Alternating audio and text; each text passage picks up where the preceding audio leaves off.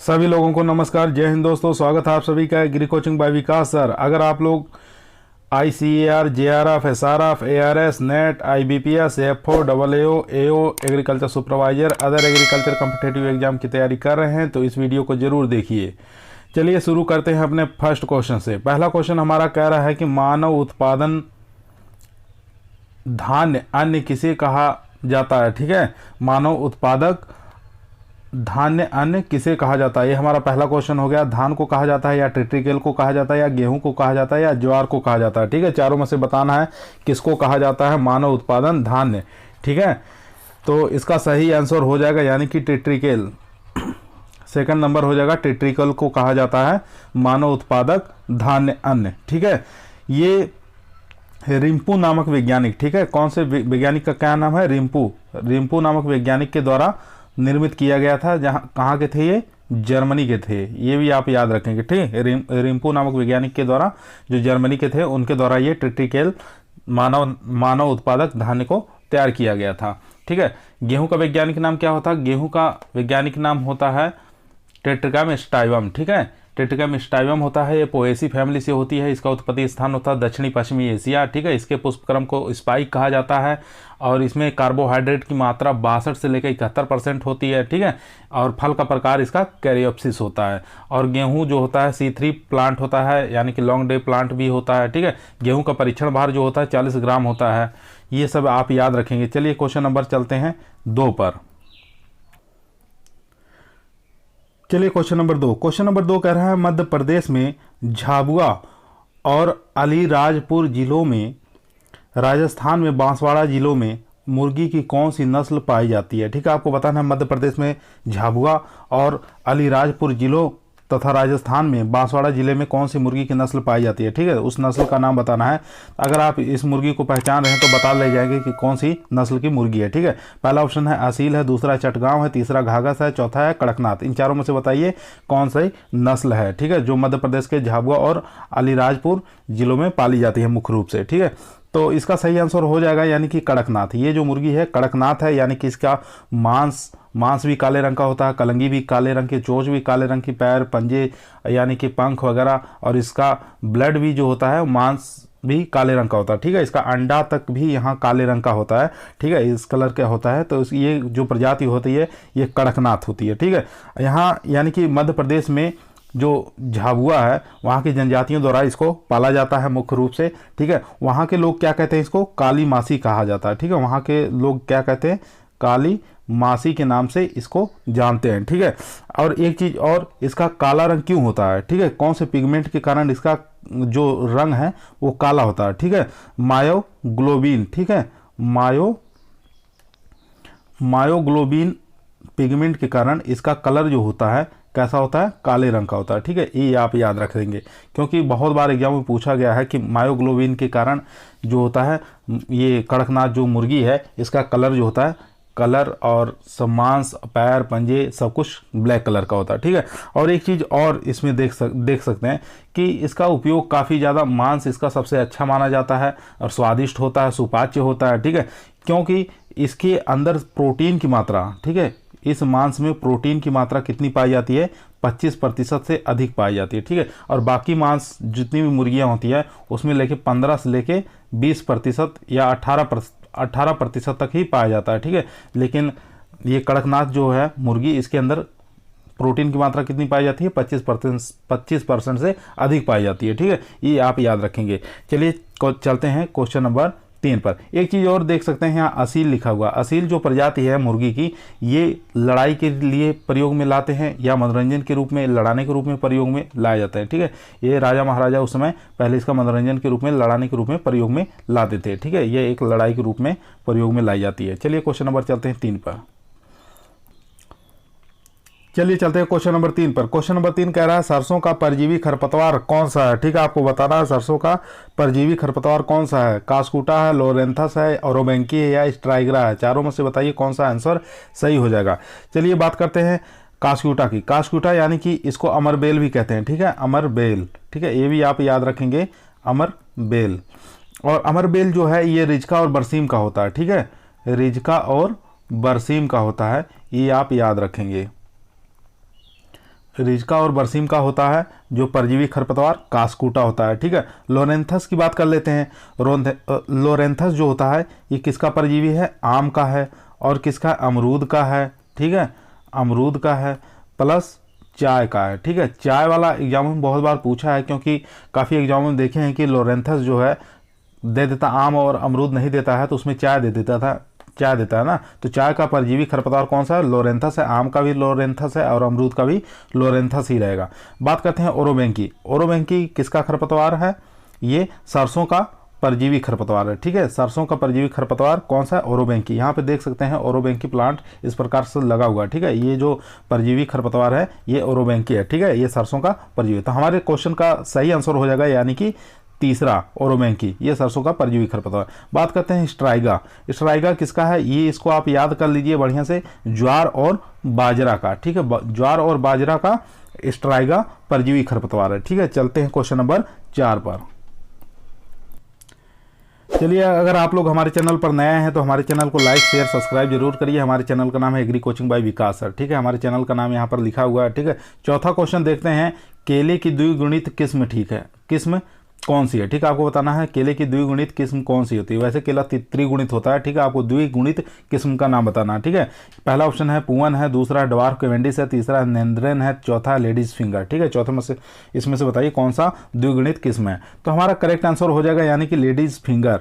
ठीक है, ladies finger ये हमारा केले की द्विगुणित किस्म है। ठीक है, और बात कर लेते हैं नेंड्रेन की। नेंड्रेन कैसी किस्म है? ये सब्जी बनाने के लिए उपयुक्त है। ठीक है, सब्जी बनाने के लिए उपयुक्त है। और उसके बाद बात करते हैं ड्वार्फ कैवेंडिश। ड्वार्फ कैवेंडिश कैसी किस्म है? ये सर्वाधिक उत्पादन करने वाली किस्म है। ठीक है, सर्वाधिक केले की उत्पादन करने वाली किस्म कौन सी होती है? तो ये हो जाती है ड्वार्फ कैवेंडिश। ठीक है, ये आप याद रखेंगे। और उसके बाद पुअन की बात कर लेते हैं। पुअन जो होता है, पनामा विल्ट, जानते हैं केले के अंदर सबसे ज़्यादा घातक बीमारी कौन सी है? पनामा विल्ट है। ठीक है, पनामा विल्ट प्रतिरोधी किस्म है। ठीक है, प्रतिरोधी किस्म है, ये भी आप याद रखेंगे। पुअन जो है पनामा विल्ट प्रतिरोधी किस्म है। ड्वार्फ कैवेंडिश सर्वाधिक उत्पादन करने वाली केले की वैरायटी है। नेंद्रेन जो है सब्जी बनाने हेतु उपयुक्त किस्म है। और लेडीज फिंगर जो है द्विगुणित किस्म होती है। ठीक है, केले का वैज्ञानिक नाम क्या होता है? मूसा पेरेडिएसी का होता है। ये आप याद रखें, म्यूजियसी फैमिली से बिलोंग करता है। और केला का उत्पादन में विश्व में भारत का प्रथम स्थान पर है। ठीक है, और केले का जो प्रवर्धन होता है वो होता है स्वाड सकर्स द्वारा होता है। उस सकर्स का वेट जो होता है 500 से लेकर 750 ग्राम वजन वाला होना चाहिए। ठीक है, और केला एक ऐसा प्लांट्स होता है जो पूरे जीवन काल में एक ही बार फल देता है। ठीक है, ये भी आप याद रखेंगे। और यह एक पार्थेनोकार्पी होती है। ठीक है, पार्थेनोकार्पी इसको कह सकते हैं वेजिटेटिव पार्थेनोकार्पी होती है, यानी कि सीडलेस वैरायटी होती है, इसमें सीड नहीं होता है, इसलिए इसको कहा जाता है वेजिटेटिव पार्थेनोकार्पी। चलिए क्वेश्चन नंबर चलते हैं 5 पर।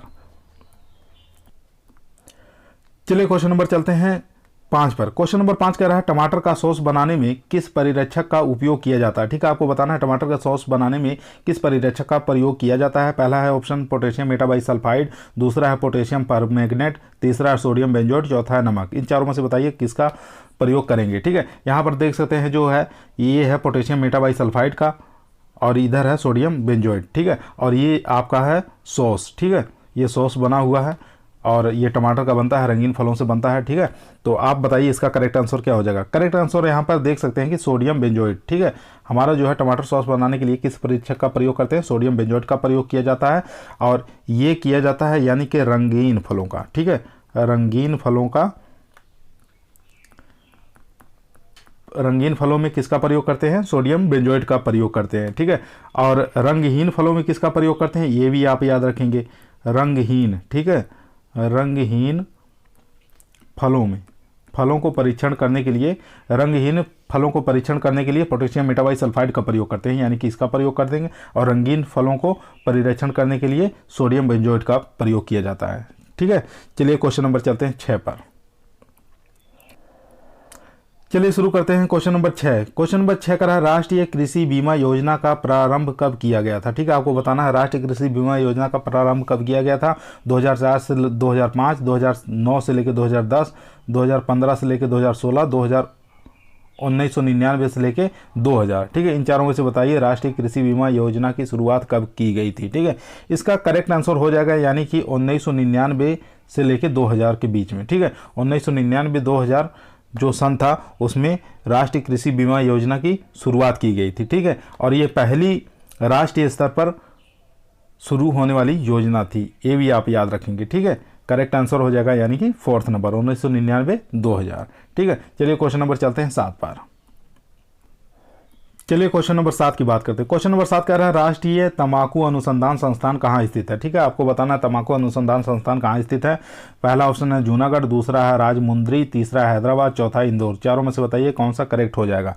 तो हमारा करेक्ट आंसर है यानी कि राजमुंद्री। राजमुंद्री में केंद्रीय तंबाकू अनुसंधान संस्थान स्थित है। कहाँ पर है ये? आंध्र प्रदेश में स्थित है, ठीक है। आंध्र प्रदेश में स्थित है। बात करते हैं जूनागढ़। जूनागढ़ में कौन सा अनुसंधान केंद्र है?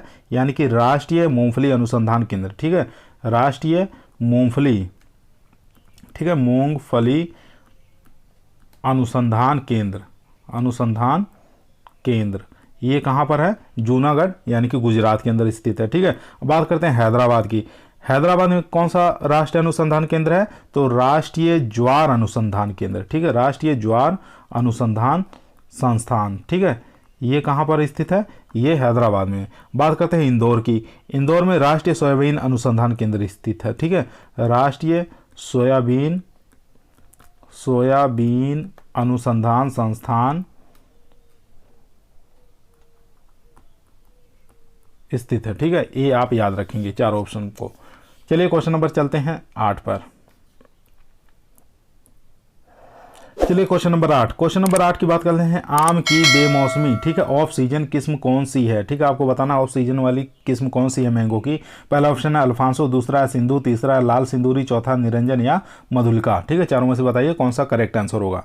तो बात करते हैं, शुरू करते हैं पहले अल्फांसो से। अल्फांसो कैसी है? यानी कि स्पॉन्जी उत्तक सबसे ज़्यादा ग्रसित होते हैं, ठीक है। स्पॉन्जी उत्तक सबसे ज़्यादा ग्रसित होने वाली किस्म है, ठीक है ये। और सबसे ज़्यादा निर्यात करने वाली किस्म कौन सी मानी जाती है? ये अल्फांसो ही है, ठीक है। पूरे विश्व में सबसे ज़्यादा निर्यात करने वाली किस्म कौन सी है? अल्फांसो ही है। उसके बाद बात करते हैं ये जो सिंधु कैसी वैरायटी है? यानी कि बीज रहित किस्म है, ठीक है। बीज रहित किस्म है यानी कि सीडलेस वैरायटी है, ठीक है। इसको आप याद रखेंगे। और बात करते हैं लाल सिंदूरी। लाल सिंदूरी कैसी किस्म है? यानी कि छाछिया, मैंगो के अंदर एक छाछिया डिजीज लगता है, रोग लगता है, उसके प्रति क्या है? प्रतिरोधी किस्म है, ठीक है। प्रतिरोधी किस्म है कौन सी? लाल सिंदूरी।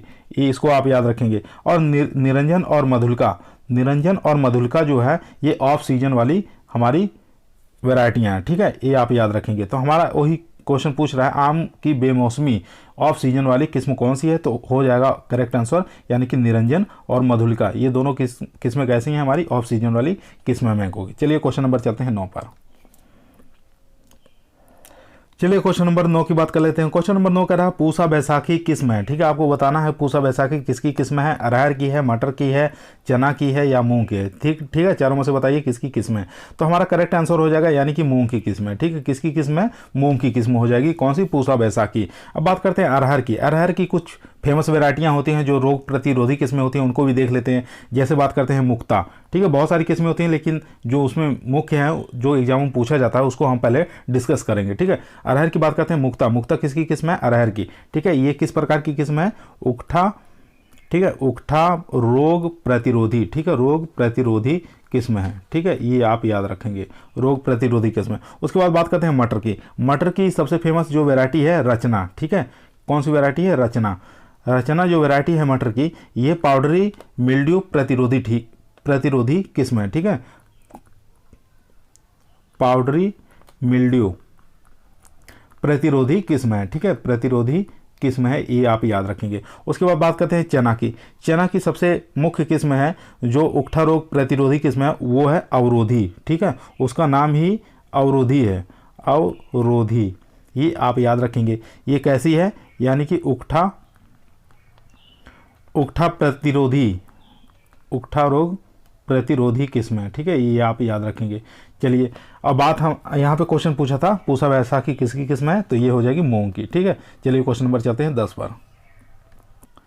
अगर आप लोग हमारे चैनल पर नए हैं तो हमारे चैनल को लाइक शेयर सब्सक्राइब जरूर करिए। हमारे चैनल का नाम है एग्री कोचिंग बाय विकास सर। ठीक है, चलिए क्वेश्चन नंबर 10। क्वेश्चन नंबर 10 की बात कर लेते हैं। परभनी क्रांति संबंधित है। ठीक है, आपको बताना है परभनी क्रांति जो है किससे संबंधित है। भिंडी से है, आलू से है, दूध से है या प्याज से है। ठीक है, पहले ऑप्शन की बात कर लेते हैं। भिंडी का वैज्ञानिक नाम क्या होता है?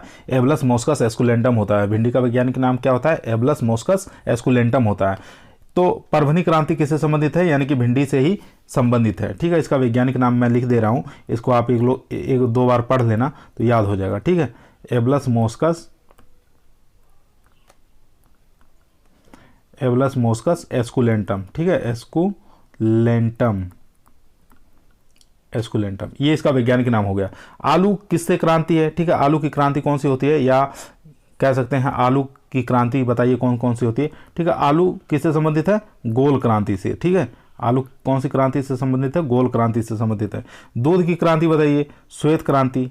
ठीक है, श्वेत क्रांति किससे संबंधित है? तो ये मिल्क से है, यानी कि दूध से है। और प्याज की क्रांति कौन सी क्रांति है? यानी कि गुलाबी क्रांति। ठीक है, गुलाबी क्रांति किससे संबंधित है? तो ये हो जाएगी प्याज से।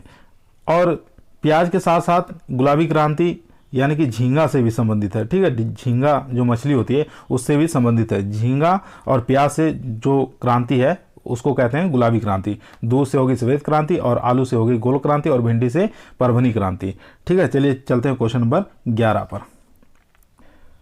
चलिए शुरू करते हैं क्वेश्चन नंबर 11। क्वेश्चन नंबर 11 कह रहा है गन्ने के खेत के चारों ओर सनई के कुछ पंक्तियां बोना क्या कहलाता है? ठीक है, आपको बताना है गन्ने का खेत है, उसके चारों तरफ कौन सी फसल लगाना है? सनई की क्राप लगा दे रहे हैं पंक्तियों में। ठीक है, तो हमारे क्या कौन सी फसल कहलाती है? सहायक फसल कहलाती है, या सहक्रियावादी फसल कहलाती है, या रक्षक फसलें कहलाती है, या फंदा फसल कहलाता है? चारों में से बताइए कौन सा करेक्ट आंसर हो जाएगा। ठीक है, तो हमारी यानी गन्ने की खेत के चारों तरफ सनई के कुछ पंक्तियों में बोना क्या कहलाता है? यानी कि ये रक्षक फसल कहलाती है। ठीक है, कौन सी फसल कहलाती है? रक्षक फसल कहलाती है। क्वेश्चन नंबर ऑप्शन नंबर तीसरा हमारा सही हो जाएगा। चलिए बात कर लेते हैं सहायक फसल किसे कहते हैं। सहायक फसल यानी कि सरसों के साथ बरसीम बोना। ठीक है, सरसों के साथ क्या बोना? बरसीम का बोना। ठीक है, कौन सी फसल कहलाती है? सहायक फसल कहलाती है। सहक्रियावादी फसल कौन सी कहलाती है? यानी कि शरदकालीन गन्ने के साथ आलू बोना। ठीक है, शरदकालीन गन्ने के साथ आलू बोना ये कहलाता है सहक्रियावादी फसल। और फंदा क्रॉप किसे कहते हैं? ये काफ़ी इंपॉर्टेंट है, बहुत बार एग्जाम में पूछा गया है कि फंदा फसल किसे कहते हैं। यानी कि कपास के चारों तरफ भिंडी बोना। ठीक है, कपास के चारों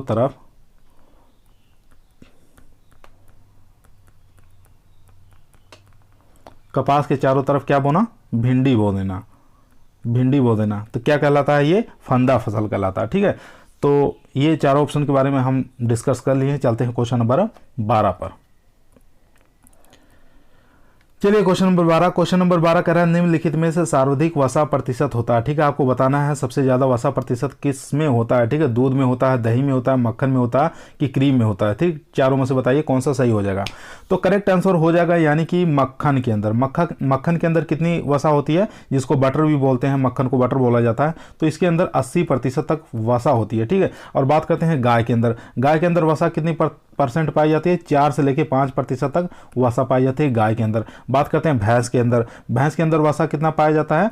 यानी कि 7 से लेके 8% भैंस के अंदर वसा प्रतिशत पाई जाती है। ठीक है, ये भैंस का हो गया, ये गाय का हो गया। ठीक है, गाय के दूध में 4 से 5% पाया जाता है। लेकिन भदावरी के अंदर सबसे ज़्यादा वसा परसेंट पाया जाता है, यानी कि 14% तक भैंस की जो किस वैरायटी है भदावरी, उसके अंदर 14% तक वसा प्रतिशत पाया जाता है। ठीक है, अब बात करते हैं दही के अंदर वसा प्रतिशत कितना होता है? यानी कि 5 से लेकर 7% तक वसा दही के अंदर होता है। ठीक है, और क्रीम की बात करें, क्रीम कई प्रकार की होती है। ठीक है, कई प्रकार से क्रीम बनाई जाती है। तो बात करते हैं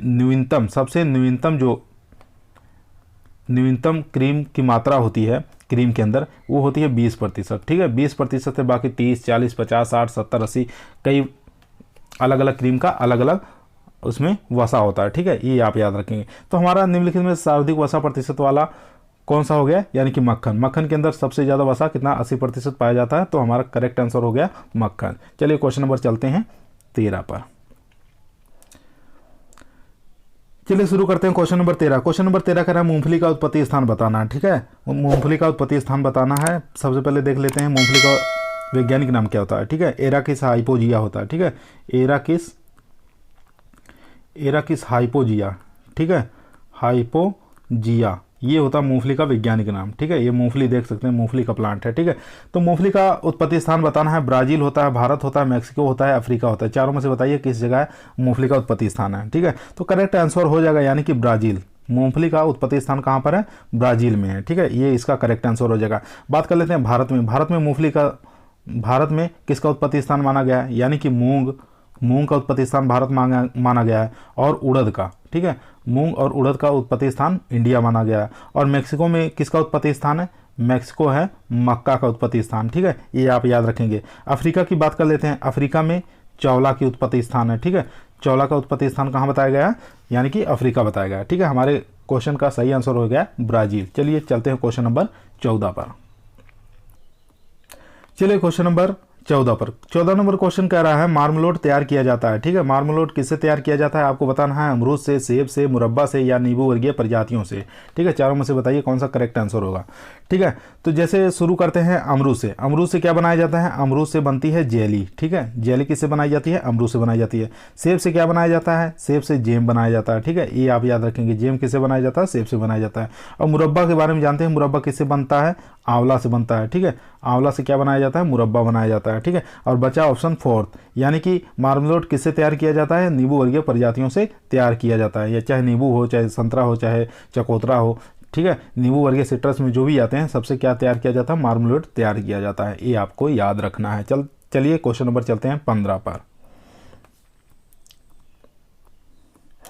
अगर आप लोग हमारे चैनल पर नया हैं तो हमारे चैनल को लाइक, शेयर, सब्सक्राइब जरूर करिए। हमारे चैनल का नाम है एग्री कोचिंग बाय विकास सर। ठीक है, इस चैनल पर लाइक, शेयर, सब्सक्राइब जरूर करिए। चलिए क्वेश्चन नंबर बात करते हैं 15 की। क्वेश्चन नंबर 15 कह रहा है आवास की टेल टू टेल, ठीक है, प्रणाली से लाभ होता है। ठीक है, आपको बताना है ये आवास है यानी कि पूंछ से पूंछ विधि।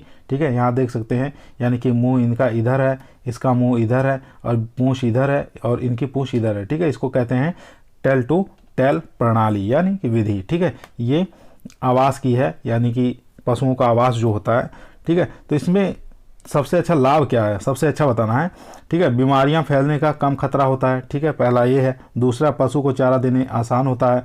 तीसरा है, छोटे बाड़ों के लिए अधिक उपयुक्त है। चौथा है, दर्शकों के लिए प्रणाली अच्छी है। ठीक है, इन चारों में से बताइए कौन सा सही हो जाएगा। तो हमारा करेक्ट आंसर हो जाएगा यानी कि बीमारियां फैलने का खतरा कम रहता है। ठीक है, ये आप, क्योंकि मुंह से मुंह जो विधि होती है इसके अंदर क्या होता है कि बीमारी फैलने की ज़्यादा संभावना रहती है। ठीक है, लेकिन पूंछ से पूंछ विधि जो होती है यानी कि टेल टू टेल जो विधि होती है इसके अंदर क्या होता है? बीमारियां फैलने की कम खतरा रहता है। ये एकदम करेक्ट आंसर हो जाएगा। बाकी भी देख लेते हैं, बाकी भी एक आंसर सही भी हो सकते हैं। पशु को चारा देना आसान होता है, छोटे बाड़ों के लिए अधिक उपयुक्त रहता है, ये भी ठीक है। दर्शकों के लिए लिए प्रणाली अच्छी है। ठीक है, ये तीनों में मतलब चारों की चारों सही है, लेकिन सबसे अच्छी जो है ये है बीमारी फैलने की कम खतरा रहता है। चलिए क्वेश्चन नंबर चलते हैं 16 पर।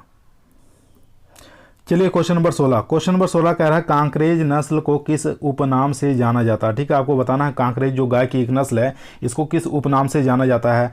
रैंडी या लोला या बनियार या भारमान। ठीक है, इन चारों में से बताइए किस नाम से जाना जाता है। चलिए शुरू करते हैं रैंडी से। रैंडी यानी कि गिर जो नस्ल है गाय की। ठीक है, इसको राजस्थान के अंदर क्या कहते हैं? रैंडी के नाम से जाना जाता है तो वैसे गिर जो है गुजरात की, लेकिन राजस्थान में इसको रैंडी के नाम से जाना जाता है। ये आप याद रखेंगे। बात करते हैं लोला। लोला के बारे में जानते हैं, किस नस्ल को कहा जाता है? साहिवाल को क्या कहा जाता है? लोला के नाम से जाना जाता है। ठीक है, ये भी आप याद रखेंगे, क्योंकि उसके गल कंबल जो होते हैं लटके होते हैं, इसी कारण क्या होता है? इसको लोला नाम दिया गया। बनियार कांकरेज नस्ल को किस उपनाम से जाना जाता है? तो यही हमारा करेक्ट आंसर हो जाएगा, यानी कि कांकरेज जो नस्ल है उसका उपनाम क्या है? बनियार के नाम से जाना जाता है, यानी कि थर्ड ऑप्शन हमारा सही हो जाएगा। अब बात करते हैं भायमान। ठीक है, भायमान यानी कि ये भी गिर है। ठीक है, गिर की जो प्रजाति है इसको भायमान कहा जाता है। ठीक है, कहाँ कहते हैं? ये इंडिया में नहीं कहा जाता है, ये ब्राज़ील के अंदर। ठीक है। ब्राज़ील के लोग अधिक दूध उत्पादन के नाते इसको क्या कहते हैं, वहाँ पे लोग भाईमान का नाम देते हैं, ठीक है। लेकिन ये गिर की प्रजाति है, ठीक है, गाय की गिर प्रजाति है, उसका नाम वहाँ पे दिए भाईमान के नाम से जाना जाते हैं ब्राज़ील के अंदर, ठीक है। चलिए क्वेश्चन नंबर चलते हैं 17 पर। चलिए क्वेश्चन नंबर 17 नंबर क्वेश्चन कह रहा है बाजरे की प्रथम संकर किस्म कौन सी होती है, ठीक है। प्रथम संकर किस्म बताना है, फर्स्ट हाइब्रिड जो वैरायटी है आपको बताना है बाजरे की कौन सी होती है।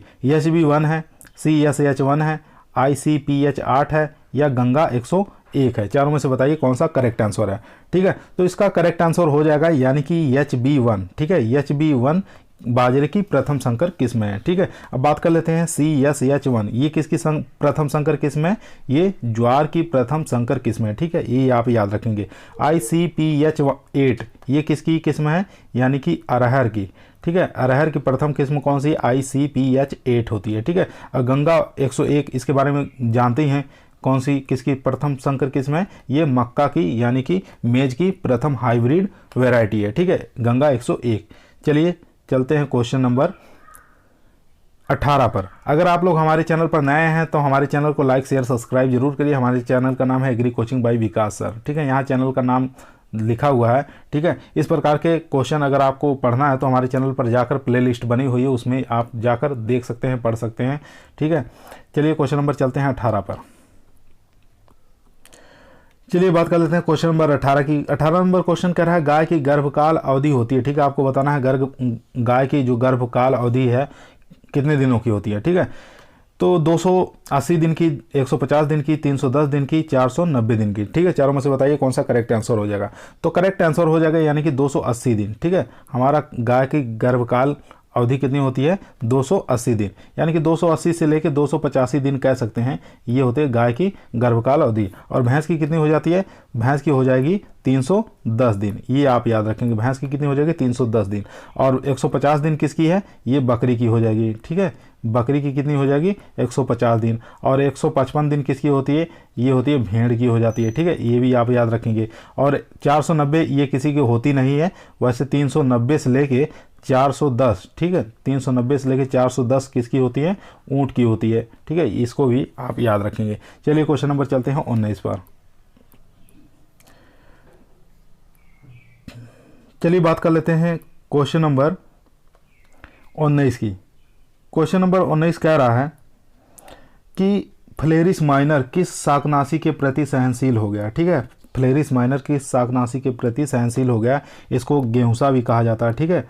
फ्लेरिस माइनर इसको गेहूंसा भी कहा जाता है, गुल्ली डंडा भी कहा जाता है, ठीक है, गुल्ली डंडा भी कहा जाता है, और इसको गेहूं का मामा भी कहा जाता है, ठीक है, गेहूं का मामा भी कहा जाता है, ठीक है, ये आप याद रखेंगे। उसके बाद ये क्वेश्चन पूछ रहा है फ्लेरिस माइनर किस शाकनाशी के प्रति सहनशील हो गया, आइसोप्रोटोरॉन या सल्फोसल्फ्यूरान या 2,4-D या मेटा सल्फ्योसल्फ्यूरान, ठीक है। इन चारों में से बताइए कौन सा करेक्ट हो गया। तो फ्लेरिस माइनर जो शाकनाशी के प्रति सहनशील हुआ है, या तो ये शाकनाशी है आइसोप्रोटोरॉन, ठीक है, यानी कि ए वाला करेक्ट आंसर हो जाएगा, ठीक है। अब इसके स्थान पे कौन सी दवा डालते हैं, यानी कि सल्फोसल्फ्यूरान डाला जाता है, ठीक है, इसके प्रति क्या है, सहनशील है, इसलिए इसका प्रयोग अब नहीं किया जाता है, उसके स्थान पर सल्फोसल्फ्यूरान यूज किया जाता है। अब बात करते हैं 2,4-D और मेटासल्फ्यूरान की। ये दोनों ही कैसे किस प्रकार के शाकनाशी हैं, तो ये चौड़ी पत्ती वाले खरपतवारों को नष्ट करने के लिए प्रयोग में लिया जाता है, ठीक है। चौड़ी पत्ती वाले खरपतवारों को नष्ट करने के लिए इनका प्रयोग किया जाता है, ठीक है, 2,4-D और मेटासल्फोसल्फ्यूरान का। पहले हम प्रयोग करते थे आइसोप्रोटोन का, लेकिन अब सहनशील हो गया, इसलिए आप प्रयोग करते हैं सल्फोसल्फ्यूरान, ये आप याद रखेंगे। चलिए क्वेश्चन नंबर चलते हैं 20 पर। चलिए बात कर लेते हैं क्वेश्चन नंबर 20 की। क्वेश्चन नंबर 20 कह रहा है भेड़ में निषेचन और प्रसव की क्रिया को क्या कहा जाता है, ठीक है, निषेचन और प्रसव की क्रिया को क्या कहा जाता है। तो पहला ऑप्शन है टपिंग और लैम्बिंग, ठीक है, कपलिंग या फरोविंग या सर्विंग या किडिंग या सर्विंग या कविंग, ठीक, चारों में से बताइए कौन सा करेक्ट आंसर हो जाएगा इन चारों में से, ठीक है। सोच समझकर ध्यान से आंसर इसका दीजिए, ठीक है।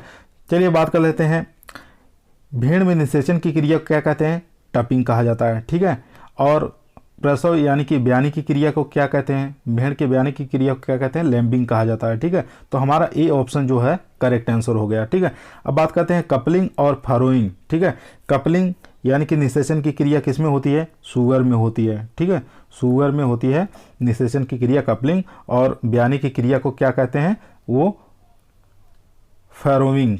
ठीक है, ये कहा जाता है। अब बात करते हैं सर्विंग और किडिंग।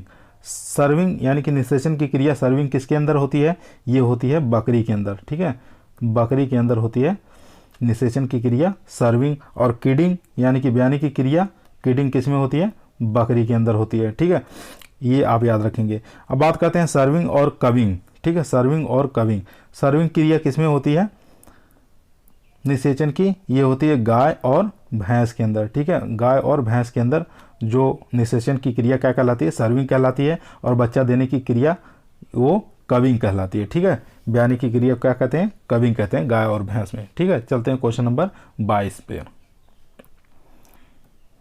चलिए बात कर लेते हैं क्वेश्चन नंबर 21 की। 21 नंबर क्वेश्चन कह रहा है केले में बंची टॉप रोग का वाहक है। ठीक है, आपको बताना है कि केले के अंदर जो बंची टॉप रोग लगता है इसका वाहक कौन है, सफ़ेद मक्खी है, जेसिड है, एफिड है, या लीफ माइनर है। इन चारों में से बताइए कौन सा करेक्ट आंसर होगा।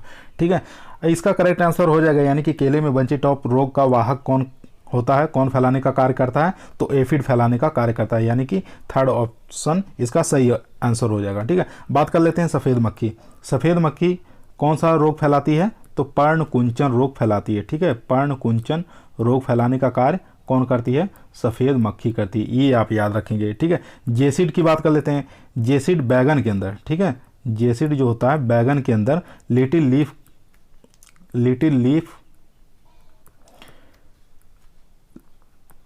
लीफ रोग का प्रसार का कार्य करती है। ठीक है, उसके बाद बात करते हैं लीफ माइनर। लीफ माइनर जो होता है सिट्रस कैंकर का रोग वाहक होता है। ठीक है, सिट्रस कैंकर का रोग वाहक होता है, ये आप याद रखेंगे, रोग वाहक होता है। ठीक है, लीफ माइनर जो होता है सिट्रस कैंकर का रोग वाहक होता है। एफिड जो होता है केले में बंची टॉप रोग का वाहक हो गया। जेसिड जो होता है बैगन के अंदर लिटिल लीफ का रोग वाहक हो गया, और सफ़ेद मक्खी जो होती है पर्णकुंचन रोग का वाहक हो गया। ठीक है, चलिए क्वेश्चन नंबर चलते हैं 22 पर। चलिए बात कर लेते हैं क्वेश्चन नंबर 22 की। क्वेश्चन नंबर 22 कह रहा है केंद्रीय मृदा लवणता अनुसंधान संस्थान कहाँ स्थित है। ठीक है, आपको बताना है केंद्रीय मृदा लवणता अनुसंधान संस्थान कहाँ पर स्थित है, करनाल में है, देहरादून में, हैदराबाद या दिल्ली में। चारों में से बताइए कौन सा करेक्ट आंसर हो जाएगा। तो करेक्ट आंसर इसका होगा यानी कि करनाल के अंदर स्थित है। ठीक है, केंद्रीय मृदा लवणता अनुसंधान संस्थान कहाँ पर है, करनाल, यानी कि करनाल किस राज्य में पड़ता है, ये हरियाणा राज्य में पड़ता है। ये आप देख सकते हैं, ये स्थित है केंद्रीय मृदा लवणीयता अनुसंधान संस्थान। ठीक है, तो इसका करेक्ट आंसर हो जाएगा फर्स्ट वाला। चलिए क्वेश्चन नंबर चलते हैं 23 पर। चलिए क्वेश्चन नंबर 23 कह रहा है अम्लीय साइलेज में किस अम्ल की मात्रा सर्वाधिक पाई जाती है। ठीक है, जो अम्लीय प्रकृति की साइलेज होती है इसमें किस अम्ल की मात्रा अधिक होती है, जिसके कारण क्या होता है, अम्लीय साइलेज बनती है। ठीक है, पहला ऑप्शन है लैक्टिक अम्ल, दूसरा है एस्टिक अम्ल, तीसरा है पामेटिक अम्ल, चौथा है सिट्रिक अम्ल। ठीक है, इन चारों में से बताइए किसकी अम्लता अधिक होती है जिसके कारण अम्लीय साइलेज बनती है। चारों में से बताइए जल्दी से करेक्ट आंसर। इसका करेक्ट आंसर हो जाएगा एस्टिक अम्ल। ठीक है, सेकंड वाला एस्टिक अम्ल ये सही हो जाएगा, यानी कि अम्लीय साइलेज बनाने के लिए एस्टिक अम्ल का प्रयोग किया जाता है, या एस्टिक अम्ल उसके अंदर पाया जाता है। और बात कर लेते हैं लैक्टिक अम्ल। लैक्टिक अम्ल यानी कि मीठी साइलेज बनाने के लिए किसका प्रयोग करते हैं, ये होता है, यानी कि मीठी साइलेज के लिए लैक्टिक अम्ल की अधिकता पाई जाती है, या अधिकता के कारण क्या होता है, मीठी साइलेज का निर्माण होता है। ठीक है, बाकी ये ऑप्शन इसके अंदर नहीं आते हैं, साइलेज के अंदर ऐसी कोई क्रिया नहीं होती जो पामेटिक अम्ल बनता है या साइट्रिक अम्ल का निर्माण होता है। ठीक है, तो हमारे क्वेश्चन का सही आंसर हो जाएगा, यानी कि सेकेंड वाला साइट्रिक अम्ल, एस्टिक अम्ल हो जाएगा। चलिए क्वेश्चन नंबर चलते हैं 24 पर। चलिए बात कर लेते हैं क्वेश्चन नंबर 24 नंबर कह रहा है शकरकंद किस कुल की सब्जी है। ठीक है, ये शकरकंद आप देख सकते हैं, ये इसको बताना है कौन सी फैमिली से बिलोंग करती है। ठीक है, पहला ऑप्शन है आम्बलीफेरी, दूसरी कान्वोविलेसी, तीसरा है चिनोपोडिएसी, चौथा है मालवेसी। इन चारों में से बताइए कौन सा करेक्ट आंसर हो जाएगा। ठीक है, तो करेक्ट आंसर हो जाएगा इसका कान्वोविलेसी, इस फैमिली से शकरकंद बिलोंग करती है, यानी कि सेकंड वाला आंसर करेक्ट हो जाएगा। बात करते हैं अम्बेलीफेरी। अम्बेलीफेरी में कौन कौन सी चीज़ें आती है, धनिया और सौंफ और जीरा। ठीक है, और जीरा, यानी कि छत्ते वाली जितनी भी सब्जियां होती हैं, चाहे धनिया हो, चाहे सौंफ हो, चाहे जीरा हो, ठीक है, ये सब किस फैमिली से बिलोंग करती हैं? अबेलिफेरी फैमिली से बिलोंग करती हैं। बात करते हैं चिनोपोडिएसी। चिनोपोडिएसी में कौन कौन सी फैमिली आती हैं, कौन कौन सी सब्जियां आती हैं? जैसे चुकंदर, ठीक है, चुकंदर ये किस में आ जाएगी? चिनोपोडिएसी में, प्लस पालक, ठीक है, ये पालक, चुकंदर और पालक, इनकी फैमिली कौन सी है? चिनोपोडिएसी है। मालवेसी में जानते हैं, मालवेसी में कौन सी सब्जी आएगी? भिंडी आ जाएगी, ठीक है, मालवेसी फैमिली में कौन सी सब्जी आएगी? भिंडी आ जाएगी। उसके अलावा गुड़हल है, कपास है, ठीक है, ये सब, और ये आंवला है, ठीक है, तो ये सब किस में आ जाएंगे? ये सब, इन सब की फैमिली क्या होती है? मालवेसी होती है, ठीक है। चलिए क्वेश्चन नंबर चलते हैं 25 पर। आप सभी से अनुरोध है कि हमारे चैनल को लाइक, शेयर, सब्सक्राइब अधिक से अधिक करने की कोशिश करिए, ठीक है। हमारे चैनल का नाम है एग्री कोचिंग बाय विकास सर, यहाँ पे देख सकते हैं चैनल का नाम लिखा हुआ है, ठीक है हमारा। चलिए आज का लास्ट क्वेश्चन की तरफ, लास्ट सवाल की तरफ चलते हैं। क्वेश्चन नंबर 25, यानी भेड़ और बकरियों को पहचानने की एक विधि है, ठीक है। इसमें से बताना है कि भेड़ और बकरियों को पहचानने की कौन सी विधि है, ठीक है। तो पहला ऑप्शन है टैगिंग, दूसरा है ब्रांडिंग, तीसरा है ईयर नोचिंग, चौथा है पेंटिंग, ठीक है। चारों में से बताना है कौन सी विधि भेड़ और बकरियों को पहचानने के लिए प्रयोग में लाई जाती है। बात करते हैं टैगिंग की। टैगिंग किस में की जाती है? पक्षियों में करते हैं, ठीक है। टैगिंग किस में करते हैं? पक्षियों में करते हैं। और बात करते हैं जैसे मान लीजिए पक्षियों के पैर में, गर्दन में या कहीं पर छल्ला पहना देना, ठीक है, इस प्रकार की इसको कहते हैं टैगिंग करना, टैग करना, ठीक है। बात करते हैं ब्रांडिंग। ब्रांडिंग किस में प्रयोग में लाते हैं? गाय और भैंस में प्रयोग में लाते हैं, ठीक है। गाय और भैंस में पहचानने के लिए किसका प्रयोग करते हैं? ब्रांडिंग का प्रयोग कर लेते हैं। जैसे मान लीजिए छल्ला होता है, उसको गर्म करके 1 नंबर, 2 नंबर, 3 नंबर, 4 नंबर इस प्रकार के उसको चिन्हित कर दिया जाता है, ठीक है, पशुओं के ऊपर, शरीर पर, ठीक है, उसको कहते हैं ब्रांडिंग करना। उसके बाद कहते हैं ईयर नोचिंग। ईयर नोचिंग किस में किया जाता है? कानों को काटना, इसको कहते हैं, ठीक है, सूअर में देखते हैं कि कान को काटना, ठीक है, पहचानने के लिए क्या करते हैं? कई आकार में कानों को काट देते हैं, ठीक है, इसको कहते हैं ईयर नोचिंग। किस में किया जाता है? ये सूअर के अंदर किया जाता है। बात करते हैं पेंटिंग। पेंटिंग को कहते हैं रंग लगाना, ठीक है। पेंटिंग को क्या कहते हैं?